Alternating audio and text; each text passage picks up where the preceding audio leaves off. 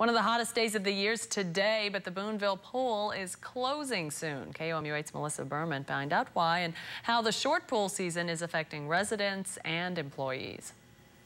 Kids and adults are cooling off in the Boonville pool, but the pile of dirt on the other side of the fence is a reminder that the number of pool days are limited. The facility is wore out. The pool is closing down July 18th to allow for construction of a new aquatic center. We realized that it was because they're building the new one, and that's what has to be done. Crews still have to clear away this extra land over here so that next year where I'm standing will be a handicap-accessible entrance to the pool, as well as a place for toddlers to safely play. But the excitement of future features isn't enough for some customers. I'm sad. There's really nothing else to do. The kids, this is what they thrive on during the summertime, is go swimming.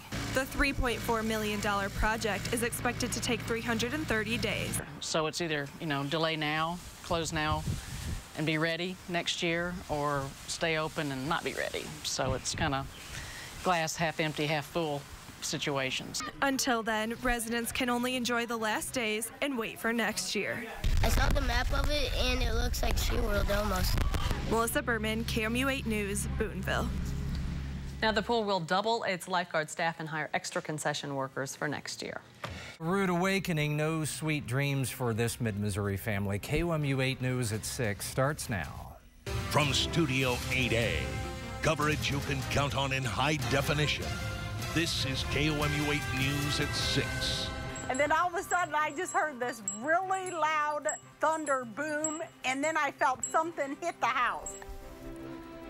A loud boom that left a big mess behind. It's not the way you want to start your morning. Good evening, everyone. I'm Jim Reek. Sure is not. And I'm Angie Bailey. Thanks for joining us. KOMU8's Melissa Berman shows us how storms this morning left 2 Huntsville residents with a very big mess to clean up.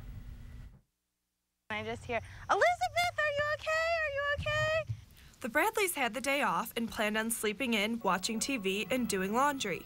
Instead, Elizabeth Bradley and her mom woke up to a tree falling on their house at 6:30 in the morning. It was definitely an alarm clock. We went in the living room, the rain was just pouring in. I just hear water gushing. We go back here, and the ceiling tile has fallen on the dryer on all of our clothes, and the tree is out the back door. Luckily, the tree missed their bedrooms, but it tore up the yard and damaged the house inside and out. This is the worst one I've seen yet so far, this storm system. Dalek says the recent weather keeps him busy. It's definitely booming. It's hard to keep up right now. And a tree this big could take about 6 or 7 hours to clean up. For now, the Bradleys are waiting and hoping the rain stays away until their roof can be fixed. Melissa Berman, KOMU8 News, Huntsville. And if you're worried about a tree in your yard, Dolridge says as a tree trimmer, it's better to cut down those trees before severe weather hits. It's the first full weekend for the state fair. KOMU8's Melissa Berman was there and found out how a special event left a big impact. What color do you want, young man? Science Saturday brought fairgoers more than just rides and fried food. It brought something special. When I stopped crying and thought how incredibly generous and kind that these people came together to make a difference. They came together to give a day of entertainment at the fair, but they changed lives. College students, teachers, and more came together to give people at the Missouri State Fair a hands-on lesson in science. Science isn't hard. Science isn't scary. Science isn't something that you need to worry about doing. It's life, and we all live life, and we all do science. And for Kramer, the tie between science and life means a lot. When my children were 5 and 10, I was diagnosed with a really rare form of lymphoma cancer, and all the cures failed, but a clinical trial saved my life. Now, Kramer's dream is to give parents and kids exposure to science. It's important to get kids involved as young as possible.